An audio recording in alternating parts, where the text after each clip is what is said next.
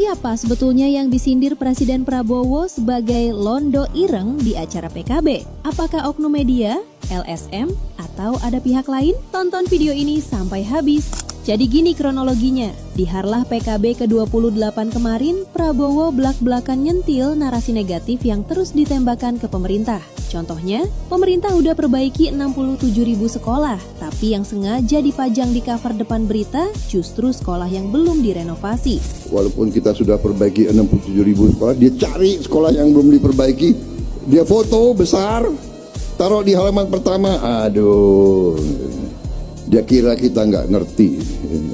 Belum lagi ramal orang-orang Indonesia yang senang mengabdi dan berbakti kepada bangsa lain. Itu yang dulu kita sebut londo ireng.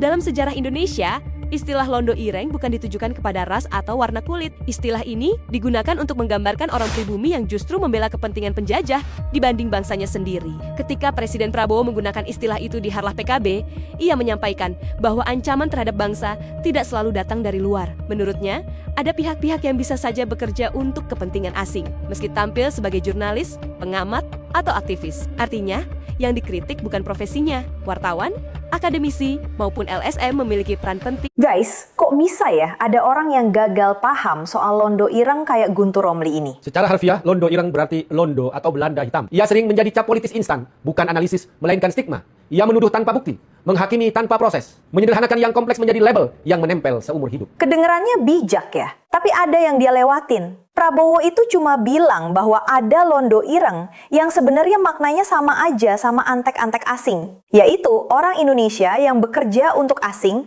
dibayar asing, menjalankan agenda asing yang bertentangan dengan kepentingan nasional Indonesia. Itu definisinya. Nah, sebagian dari mereka menjalankan agendanya dengan profesi sebagai pengamat, aktivis, LSM. Ingat ya, sebagian. Nah, ini belakangan rame soal istilah londo ireng yang diucapkan Presiden Prabowo.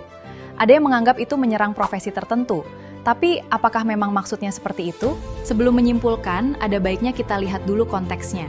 Istilah londo ireng sebenarnya sudah dikenal sejak masa kolonial dan kerap digunakan sebagai sebuah kiasan.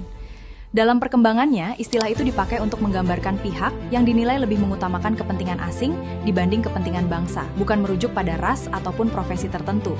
Pandangan serupa juga disampaikan pengamat politik Iwan Setiawan. Menurutnya, pernyataan Presiden lebih tepat dipahami sebagai kiasan politik, bukan ditujukan kepada profesi atau kelompok tertentu. Artinya, yang menjadi sorotan bukan jurnalis, akademisi, aktivis, ataupun profesi lainnya.